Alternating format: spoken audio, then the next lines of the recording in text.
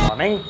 मैं मानते हुए चल रहा हूँ आप लोग बहुत अच्छे लग रहे हैं, किडिंग, इंसान लग रहे हैं मेरे दोस्त, इंसान लग रहे हैं। देखिए स्टार्ट करते हैं। सर आपने इसके लास्ट पार्ट में सब्जेक्ट वर्ब एग्रीमेंट में इतना सीख लिया था कि यदि हमारे पास सिंगुलर सब्जेक्ट होता है, यदि हमारे पास सिंगुलर सब्जेक्ट होता है मेरे दोस्त, तो हम जो भी हेल्पिंग वर्ब या मेन वर्ब का यूज़ करते हैं वो सिंगुलर होती है। क्लियर? हम लास्ट वीडियो में ये सीख चुके हैं। और प्लूरल सब्जेक्ट का यूज़ होता है तो ये हेल्पिंग वर्ब या मेन वर्ब जो होती है ये मेरे दोस्त प्लूरल होती है। यस, और ये भी हमें पता था कि सिंगुलर हेल्पिंग वर्ब कौन सी होती है जिसमें एस और ईएस आता है, गौर करें, और प्लूरल कौन सी होती है इसमें नहीं आता। मतलब अगर मुझे चुनना हो कि इज़ आएगा या आर आएगा, तो सिंगुलर हेल्पिंग वर्ब के हिसाब से इज़ आना चाहिए और प्लूरल के हिसाब से आर आना चाहिए। हैज़ और हैव में से चुनेंगे तो हैज़ सिंगुलर और हैव प्लूरल, वॉज और वर्ब में से चुनेंगे तो वॉज सिंगुलर और वर्ब प्लूरल। ये हम बेसिक पार्ट बहुत अच्छे से लास्ट वीडियो में डीपली सीख चुके हैं। अब हम काम करते हैं कि यदि ऐसा होता है कि सब्जेक्ट की तरह ईच या एवरी का यूज हो जाता है, यदि सेंटेंस में सब्जेक्ट की तरह ईच और एवरी का यूज हो जाता है तो क्या होगा? गेटिंग, आपने क्या करा कि ईच लगाया, एवरी लगाया, फिर आपने कोई भी सब्जेक्ट ले लिया। बोलो क्लियर? कोई भी आपने ये नाउन लिया। बोलो क्लियर? मैं नाउन क्यों लिख रहा हूं कि ईच और एवरी के साथ प्रोनाउन नहीं आएगा मेरे दोस्त, एज अ सब्जेक्ट प्रोनाउन नहीं आएगा। बोलो क्लियर? तो ईच और एवरी के साथ आपने कोई भी सब्जेक्ट अर्थात नाउन ले लिया। अब बात आती है कि इसके साथ सिंगुलर हेल्पिंग वर्ब का यूज होगा या प्लूरल हेल्पिंग वर्ब का यूज होगा, समझे? तो ईच और एवरी के साथ अगर नाउन आ रहा है तो ये पूरा का पूरा कॉन्सेप्ट हमेशा सिंगुलर होता है। सिंगुलर का मतलब ये सिंगुलर काउंटिंग बताता है मेरे दोस्त। अब जब आपका सब्जेक्ट वाला पार्ट सिंगुलर हो गया तो आगे जो आपके साथ हेल्पिंग वर्ब आ रही है या जो मेन वर्ब आ रही है वो कैसी होगी? वो सिंगुलर होगी। इसका मतलब क्या हुआ कि भाई एस और ई एस का यूज करोगे आप। यस, अगर इज और आर में से चुनने वाली बात आती है तो आप आर नहीं लगाओगे, आप इसका यूज करोगे। अगर हैज़ या हैव में से चुनने वाली बात आती है तो मेरे दोस्त आप किसका यूज़ करोगे? आप हैज़ का यूज़ करोगे, आप हैव का यूज़ नहीं करोगे। कॉन्सेप्ट क्लियर है? समझिए, जैसे कुछ एग्जांपल लेते हैं और अच्छे से समझते हैं। मैंने कहा एवरी बॉय, मैंने क्या कहा सर? एवरी बॉय, हर लड़का, एवरी बॉय इज आर।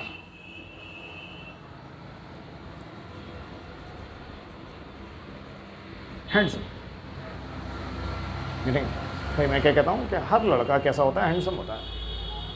लड़कियों को पता नहीं हर लड़का कैसा होता है भैया, ये मुझे पता है कि हैंडसम होता है। Every boy is are handsome. तो अब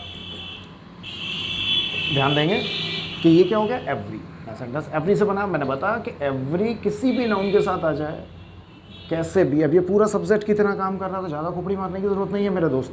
ये सिंगुलर है। जब आपका सब्जेक्ट आपका जो है वो सिंगुलर है, मेरा सब्जेक्ट कैसा है मेरे दोस्त? मेरा सब्जेक्ट जब सिंगुलर है तो उसके आगे आने वाली हेल्पिंग वर्ब भी कैसी होनी चाहिए? सिंगुलर होनी चाहिए। अर्थात मैं आर का यूज़ इस सेंटेंस में नहीं करूँगा। बोले क्लियर? जैसे मैंने कहा कि each girl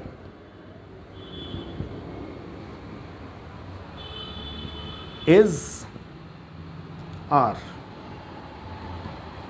gift of nature. मैं मानता हूं कि दुनिया की हर लड़की इस नेचर, इस कुदरत की दी हुई बहुत बड़ी गिफ्ट है मेरे दोस्त। चलो बाद में बात करेंगे साइकोलॉजी के कॉन्सेप्टों पे, सॉरी फिलोसफी के कॉन्सेप्ट पर बाद में बात करेंगे। इधर देखो, each girl is are gift of nature मेरे दोस्त। तो अब बताइए सब्जेक्ट कैसा हो गया? सब्जेक्ट मेरा सिंगुलर है। जब सब्जेक्ट मेरा सिंगुलर है तो इज आना चाहिए, आर आना चाहिए? बताओ मेरे दोस्त। इज आना चाहिए तो मैं इसमें क्या काट दूंगा? मैंने इसमें से आर काट दिया। ज़्यादा दिमाग लगाने का काम नहीं है। चलिए दूसरी बात समझते हैं। पहली बात क्लियर, पहला पॉइंट बिल्कुल अच्छे से क्लियर है। आगे चलते हैं। इजी है, टफ नहीं है, दिमाग को ये बताओ बार बार कि चीज़ें बहुत ईजी हैं। लेकिन जब आप बताओगे कि सर इस दुनिया में सब कुछ बहुत आसान है सर, तो कठिन लगना बंद हो जाएगा। आप अपने आप को सबसे स्ट्रॉन्ग फील करोगे, आप अपने आप को सबसे कॉन्फिडेंट फील करोगे सर। गेटिंग? हर्षद मेहता ने एक बात कही थी सर, जब हर्षद मेहता से कहा गया 500 करोड़ रुपए का बीआर चाहिए, तो एक बैंक ने उससे कहा कि 500 करोड़ रुपए का बीआर चाहिए, तो हर्षद मेहता ने कहा इतना चौंकिए मत, हर्षद मेहता के लिए कोई भी अमाउंट बड़ा अमाउंट नहीं है। तो इसी तरह सर आप भी अपने आप को इस तरीके का बनाइए कि कोई भी कार्य आपके लिए कठिन नहीं है मेरे दोस्त। मैं हमेशा मानता हूँ सर, इस दुनिया में कुछ भी पॉसिबल या इम्पॉसिबल नहीं होता, सिर्फ आपकी ये सोच उसे पॉसिबल या इम्पॉसिबल बना देती है। मैं साइंटिस्ट का नाम भूल रहा हूँ, लेकिन उस साइंटिस्ट से रिलेटेड एक मोटिवेटिंग लाइन मैं आपको ज़रूर बताना चाहूँगा कि एक बार क्या हुआ कि वो लड़का अपनी क्लास में 20 मिनट लेट आया, 20 मिनट लेट आया, और उस 20 मिनट में टीचर ने मैथमेटिक्स के 2 सवाल बोर्ड पे लिख दिए थे। ठीक है, अब वो लेट आया, आके चुपचाप से क्लास में सीट पे बैठ गया, देखा भी नहीं टीचर। अरे टीचर ने खड़ा करा, खड़ा हो, बताओ ये सवाल बताओ, ये सवाल बताओ, ये तो बहुत कुछ पूछा। ठीक है, पूरी क्लास ऐसे धीरे वाले कट गई। उस टाइम वो सवाल बोर्ड पर से उतार लिए, जैसे बाकी सवाल उतारे उसके साथ वो दोनों सवाल भी उतार लिए। और क्लास ख़त्म करते हुए टीचर ने कहा कि ये होमवर्क है, मेरे नेक्स्ट सेशन तक ये होमवर्क हो जाना है। नेक्स्ट सेशन में 4 दिन बाद होने वाला था, नेक्स्ट सेशन तक ये होमवर्क मेरा हो जाना चाहिए। ठीक है, वो बच्चा लग गया, रात दिन लग गया, रात दिन लग गया, रात दिन लगा रहा। भैया बड़ी मुश्किल से सारे सवाल कंप्लीट कर लिए, नोट बनाया, बना के डिपॉजिट कर दिया। सबकी कॉपी चेक होकर मिल गई। टीचर ने उसकी कॉपी चेक करके नहीं दी। उसने एक हफ्ते बाद फिर पूछा, फिर कॉपी चेक करके नहीं दी। उसे लगा वैसा तो ठुकने वाला हूँ, दबा के ऐसा अभी सो जाता हूँ। वो उसे बहुत बढ़िया तरीके से ये बात समझ में आ गई कि now I would be just getting blue beatings.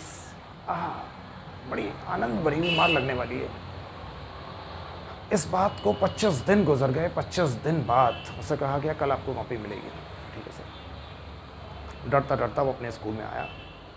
तुरंत जैसे ही वो क्लास में पहुंचा तो क्लास में पहुंचते ही उसे बुलवा लिया गया कि भैया ऐसा करो, प्रिंसिपल रूम में आ जाओ। मैंने कहा यार क्या अच्छा 20 मिनट लेट हुआ यार। उस 20 मिनट में टीचर ने सवाल समझा दिया होगा, मैं समझ लेता हूँ सवालों को, तो जैसे और होना होमवर्क किया मैं भी ढंग से कर लेता। कोई नहीं, बुलाया। जब प्रिंसिपल रूम में पहुंचा तो उसने देखा कि बहुत लोग बैठे हुए वहाँ पर। तो उसमें से प्रिंसिपल ने उसे बुलाया था, ये तुम्हारी कॉपी है? यहाँ से मेरी कॉपी है। ये सवाल आपने किए हैं? यहाँ से मैं नहीं। तुमने खुद किए थे, किसे पूछे थे? उसने कहा सर मैंने खुद ही किए हैं। खुद किए हैं? हाँ सर खुद किए हैं। एक्सप्लेन कर सकते हो? उसने कहा सर एक्सप्लेन हाँ सर कर सकता हूँ। कर सकते हो? हाँ सर। भाई साहब 5 घंटे तक वो प्रिंसिपल रूम में पूरे सारा उसका खोपड़ी खा गए, क्योंकि वो जितने थे वो पूरे वर्ल्ड के बड़े से बड़े मैथमेटिशियन थे। अब गेम हुआ क्या? गेम ये हुआ कि उस 20 मिनट की क्लास का खेल था सारा जो गेम था उस 20 मिनट की क्लास का था, जो उसकी छूट गई। वो लेट हो गया, उसकी 20 मिनट की क्लास छूट गई, सारा गेम उस चीज़ का था। ये चल क्या रहा है? उस 20 मिनट में उस टीचर ने 2 सवाल बोर्ड पर लिखे थे। उन दोनों सवालों को लिखकर टीचर ने कहा कि पूरी दुनिया में आज तक कोई ऐसा मैथमेटिशियन, कोई ऐसा साइंटिस्ट पैदा नहीं हुआ जो इन सवालों को सॉल्व कर पाया हो। ये 2 इम्पॉसिबल क्वेश्चंस हैं। उन्होंने 20 मिनट तक इस बात पे लेक्चर किया कि दोनों सवाल इम्पॉसिबल हैं, आज तक कोई सॉल्व नहीं कर पाया। फिर उसने स्टार्ट किया। अब उस बच्चे की 20 मिनट की क्लास छूट गई थी। अब 20 मिनट की क्लास छूट गई तो उस 20 मिनट में उसको ये बात बताने वाला कोई नहीं था। उसने ये वाली बात सुनी ही नहीं, कोई ने नहीं बताया उसने ये बात सुनी ही नहीं कि भाई ये सवाल इम्पॉसिबल है, ये सवाल हो ही नहीं सकते। उसने ये वाली बात ही नहीं सुनी। जब आपको कोई बताने वाला ही नहीं होगा कि भैया ये चीज़ इम्पॉसिबल है, ना आप खुद बता पा रहे हैं ना किसी दूसरे ने बताई, तो आपको और चीज़ों की तरह वो चीज़ भी दिखाई देगी। तो उसे और सवालों की तरह वो सवाल भी दिखाई दिए और रात दिन लग गया। भैया अच्छा स्टूडेंट था, सॉल्व कर रही है, कैसे करती है? अगर उसने वो 20 मिनट की क्लास सुन ली होती, उसने भी सुन लिया होता कि ये सवाल इम्पॉसिबल है, तो उसके दिमाग में पहले ये बात सेट हो चुकी होती, ब्रेन को पहले ही पता चल चुका होता कि ये इम्पॉसिबल है। इसलिए वो उस पर पूरी कोशिश उसका ब्रेन कभी करता ही नहीं। उसने वो 20 मिनट की क्लास नहीं ली सर, अब उस यही वजह थी कि उन दोनों सवालों को उसने सॉल्व कर दिया। तो लाइफ में कभी ये सुनो ही मत, कोशिश करो, इग्नोर कर दो वो सारी चीज़ें जहाँ लोग कह रहे हैं कि ये नहीं हो सकता, इग्नोर कर दो मेरे दोस्त। तो चीज़ें बहुत आसान है, मैं आपसे कह रहा हूँ ना सर, बच्चों का खेल है, इंग्लिश कुछ नहीं है, एक शतरंज के खेल की तरह है, जहाँ मैं आपको बोर्ड पर कुछ नहीं पढ़ा रहा, सिर्फ नियम पढ़ा रहा हूँ कि ये खेल खेलना कैसे है, कि घोड़ा 2.5 कदम चलेगा, ऊँट टेढ़ा चलेगा, हाथी सीधा चले, सिर्फ नियम है। बस प्रॉब्लम कहाँ आ रही है कि नियम सीखने के बाद हम शतरंज खेलते ही नहीं, हम इंग्लिश को बोल के देखते ही नहीं, ना हम उसे लिखते हैं, उस पर जो वर्क करना होता है उसके एक्सरसाइज वर्क करते नहीं, इसलिए हमारे लिए टफ है, समझे। चलिए मैं टॉपिक पे वापस आता हूँ। तो सर इतनी बात मेरे को समझ में आ गई कि ईच या एवरी जब सब्जेक्ट के संग आएगा, 2 मिनट लग गई होंगी सर, टॉपिक पे वापस आ जाइए मेरे दोस्तों, कि जब ये सिंगुलर सब्जेक्ट की तरह आएगा तो सिंगुलर होगा, जब ये सिंगुलर है तो हेल्पिंग वर्ब सिंगुलर, सिर्फ नियम पढ़ रहे हैं, तो हेल्पिंग वर्ब हमारी क्या है, सिंगुलर है। पहली बात हमें क्लियर हो गई।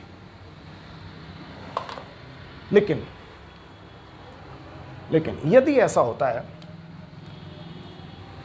ईच, मैं एवरी की बात नहीं कर रहा हूं अभी, मैं सिर्फ ईच की बात कर रहा हूं, ईच अकेला, उसके साथ कोई भी नाउन प्रोनाउन कुछ नहीं है, ईच अकेला सब्जेक्ट की तरह आ जाता, आ सकता है मेरे दोस्त, इसीलिए लिखा है ईच अकेला क्या है, कभी कैसे आता है, सब्जेक्ट की तरह आ जाता है, तो भी वो सिंगुलर है मेरे दोस्त। क्या है, सिंगुलर है। अब सिंगुलर है का मतलब क्या हुआ कि हेल्पिंग वर्ब और मेन वर्ब जो इसके साथ आएगी, वो हेल्पिंग वर्ब और मेन वर्ब कैसे आएगी मेरे दोस्त, वो सिंगुलर आएगी। ये मैं बता चुका हूँ सिंगुलर हेल्पिंग वर्ब कौन सी होती है, जिसमें एस और ईएस आता है, इज और आर में से चुनेंगे तो क्या आता है, इज आता है, हैज और हैव में से चुनेंगे तो क्या आता है, हैज आता है, वॉज वर्ब में से चुनेंगे तो क्या आता है, वॉज आता है। Thank you. चलिए जैसे एग्जाम्पल के तौर पर देखो, ईच अकेला, इसमें मैंने कोई ईच बॉय ईच गर्ल कुछ नहीं लिखा, ईच। अब मुझे ऑप्शन दे दिए हैज़ और हैव आ पेन। भैया ईच का मतलब हुआ जब 2 जने हों और दोनों की बात की जाए, प्रत्येक कि इसके पास भी इसके पास भी, ईच हैज़ अ पेन, तो आप हैज़ बोलेंगे, हैव बोलेंगे। बताइए सर, गेटिंग मीन्स हैव का यूज़ नहीं होगा, क्योंकि आपका सब्जेक्ट जब सिंगुलर है तो उसके साथ आने वाली हेल्पिंग वर्ब भी कैसी होगी मेरे दोस्त, सिंगुलर होगी। 2 बातें क्लियर हो गई, ज़्यादा एक्सप्लेन करने की जरूरत तो नहीं है। तीसरे पॉइंट पर आते हैं कि यदि ऐसा हो जाता है, मैं इसको रफ़ी कर लेता हूँ, थोड़ा स्पेस मिल जाएगा मुझे। यदि ऐसा होता है मेरे दोस्त कि ईच और एवरी, बोलो क्लियर, ऑफ के साथ आते हैं। ईच और एवरी को हमने क्या किया, किसके साथ लगा दिया मेरे दोस्त, ऑफ के साथ लगा दिया, ठीक है। और फिर उसके बाद नाउन आता है, बोलो क्लियर, या प्रोनाउन आता है, मीन्स इस केस में दोनों आ सकते हैं, नाउन आता है या प्रोनाउन आता है। तो पहली समझने वाली बात यह है कि नाउन या प्रोनाउन जो भी आएगा वो प्लूरल आएगा, यानी आप यहाँ हिम या हर का यूज़ नहीं कर सकते, आप देम का यूज़ कर सकते हो, आप अस का यूज़ कर सकते हो, आप यू का यूज़ कर सकते हो, मतलब जो हमारे प्रोनाउन प्लूरल हैं हम प्लूरल प्रोनाउनों का यूज़ कर सकते हैं। यानी इसी तरह नाउन भी सिंगुलर नहीं ले सकते, आप नाउन को क्या ले सकते हो, प्लूरल। तो ईच और एवरी के साथ अगर ऑफ है और ऑफ के बाद फिर नाउन या प्रोनाउन आ रहा है, तो वो नाउन और प्रोनाउन मेरे दोस्त कैसा आएगा, प्लूरल आएगा। उसके बाद वाला पार्ट कि अभी तक हम ईच और एवरी को यूज़ कर रहे थे, वो सिंगुलर में यूज़ कर रहे थे। कैसे कर रहे थे, सिंगुलर में यूज़ कर रहे थे, और लेकिन अब हम ईच और एवरी को कैसे यूज़ करेंगे, अब भी सिंगुलर में ही करेंगे। अरे बस जा से शादी है, चाहे जा से शादी हो, फेरे साथ ही लगेंगे। 10 रुपया में कर ले या 10 करोड़ में कर ले, फेरे साथ ही लगेंगे सर, क्या समझ। तो ईच नाउन के साथ आता है, ईच अकेला आता है, ईच ऑफ के साथ आता है। तीनों केसेस में हेल्पिंग वर्ब और मेन वर्ब जो आपकी आएगी भैया, वो आपकी सिंगुलर ही आएगी। बताइए भाई की बात, आपको 3 नियम भूल जाओ तो कॉन्सेप्ट ध्यान रखना है। जैसे सर ने बताया था, ईच और एवरी जब सब्जेक्ट की तरह यूज़ होंगे किसी भी केसेस में, हेल्पिंग वर्ब कैसे आएगी, जल्दी बोलो यार, हेल्पिंग वर्ब और मेन वर्ब कैसे आएगी, सिंगुलर आएगा। सिंगुलर का मतलब हम जानते हैं, बताओ जल्दी से। गेटिंग एस और ई एस आना चाहिए, वॉज और वर्ब में से चुन रहे हो वॉज आना चाहिए, हैज़ और हैव में से चुन रहे हो हैज़ आना चाहिए, और इज़ और आर में से चुन रहे हो तो आपका इज़ आना चाहिए। मैं बार बार ये क्यों रिपीट कर रहा हूँ कि ये सेट हो जाए ब्रेन में, सेट, इतना सुन लें आपको सेट हो जाए, यानी आप घर पर नहीं भी पढ़ें तो बहुत कुछ क्लियर हो कि हाँ भाई जो मैं पढ़ाना चाह रहा हूँ कि एटलीस्ट मेरा बहुत बड़ा पार्ट आपको समझ में आ गया। आगे चलते हैं, चलिए। तो ये वाली बात हमें बिल्कुल अच्छे से क्लियर हो गई। कुछ एग्जाम्पल लेते हैं और बढ़िया तरीके से समझने की कोशिश करते हैं कि एवरी ऑफ द गर्ल्स। तो पहली चीज़ आप देखिए कि मैंने नाउन जो लिया वो कैसा लिया, प्लूरल लिया। क्लियर, यहाँ मैंने एवरी ले लिया, मतलब क्लियर। लेकिन इसके बाद जो हेल्पिंग वर्ब मैं लूंगा वो कैसे लूंगा, मैं भी आपको सिखा के चुका हूं, सिंगुलर लूंगा। बोलो क्लियर। देखिए, each of the girl is are notorious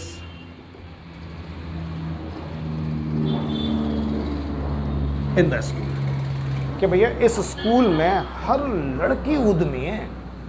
ये नहीं, मैंने क्या कहा कि एवरी ऑफ द गर्ल, कि हर लड़की, every of the girl is are notorious in the school. इस स्कूल में हर लड़की कैसी है सर, उद्यमी है मेरे दोस्त। तो आप देखिए कि ये मेरा सब्जेक्ट ईच एवरी ऑफ और फिर नाउन मैंने प्लूरल लिया हुआ है। अब आप ही बताइए, इस सब्जेक्ट के साथ जो मैं हेल्पिंग वर्ब यूज़ करूँगा वो सिंगुलर यूज़ करूँगा, प्लूरल यूज़ करूँगा, सिंगुलर यूज़ करूँगा। तो मैं आर को काट दूँ, कॉन्सेप्ट क्लियर है। तो मैं यूज़ क्या करूँगा, मैं भैया इसको यूज़ करूँगा। क्लियर, आ जाइए। जैसे मैंने कहा each of the two boys, नहीं बहुत ज़्यादा दिमाग लगाने की जरूरत नहीं। ईच का यूज़ हम मोस्टली जब करते हैं जब एक्सप्लेन्ड होता है कि भैया सामने वाले व्यक्ति दो हैं मेरे दोस्त। ये नहीं, और जब अनएक्सप्लेन्ड होता है हम ज़्यादा खोपड़ी नहीं मारते। अनएक्सप्लेन्ड है तो उसके लिए एवरी लगा दिया। भाई दो से ज़्यादा भी तो हो सकती है लड़कियाँ, ये सुनो। तो each of the two boys, लेकिन नाउन मैंने फिर से कैसा लिया, प्लूरल लिया। ये ऑफ आ गया, उससे पहले ईच आ गया। अब मैंने दे दिया हैज़ और हैव। भाई इज और आर की जगह हम हैज़ और हैव में से भी तो चुन सकते हैं कि each of the two boys has have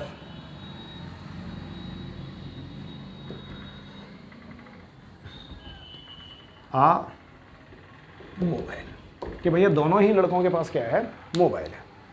clear. तो अब आप बताइए ईच के हिसाब से, अब ये वाला पार्ट में क्या मानूं, सिंगुलर सब्जेक्ट मानूं। जब मैं इस वाले पार्ट को सिंगुलर सब्जेक्ट मानते हुए चल रहा हूं तो आप बताइए हैज़ और हैव में से क्या चाहिए, हैज़ का यूज़ होगा, हैव का यूज़ नहीं होगा। बताइए, यहाँ तक कोई डाउट, कॉन्सेप्ट क्लियर है। एक लास्ट केस और समझते हैं ईच और एवरी का। पहले इस पार्ट को रफ करते हैं।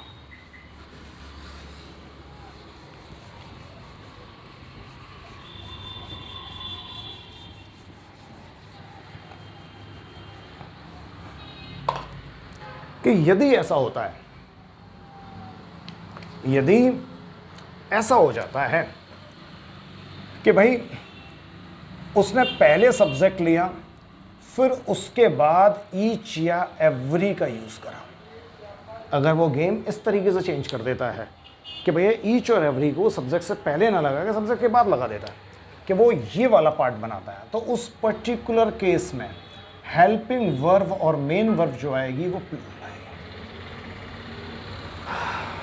मेरे दोस्त ध्यान देने वाली बात यह है कि ईच और एवरी इंग्लिश में कैसे भी यूज़ हो, अगर वो सब्जेक्ट की तरह यूज़ हो रहा है तो उसके साथ हेल्पिंग वर्ब और मेन वर्ब हमेशा सिंगुलर आती है। लेकिन यदि एग्जामिनर ऐसे करता है कि सब्जेक्ट आपको पहले दे और ईच और एवरी बाद में दे दे, ईच और एवरी बाद में दे दे, तो उस पर्टिकुलर केस में जो हेल्पिंग और मेन वर्ब यूज़ करोगे वो क्या यूज़ करोगे, प्लूरल। और प्लूरल हम जानते हैं कि वॉज और वर में से हम वर लेंगे, इज और आर में से आर लेंगे। क्लियर। चलिए एक दो एग्जाम्पल लेते हैं, इस कॉन्सेप्ट को और अच्छे से समझने की कोशिश करते हैं। जैसे हमसे कहा गया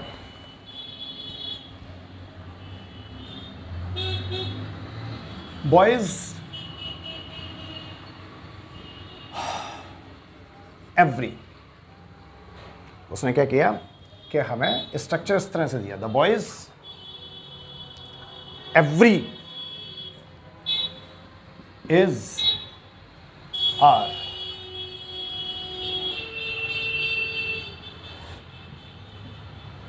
पुटिंग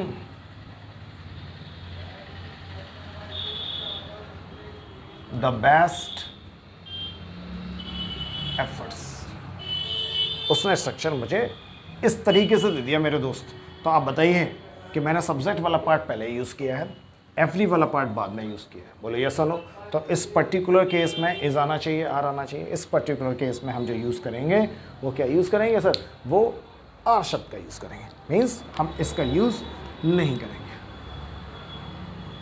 कॉन्सेप्ट क्लियर है, बात समझ में आ रही है? कोई डाउट? कोई भी डाउट हो आप मेरे से कंसल्ट कर सकते हैं। बाकी मैं कंटिन्यू करता हूँ नेक्स्ट वीडियो में कि सब्जेक्ट और वर्ब एग्रीमेंट एक बड़ा पार्ट है मेरे दोस्त। ठीक है, थैंक यू।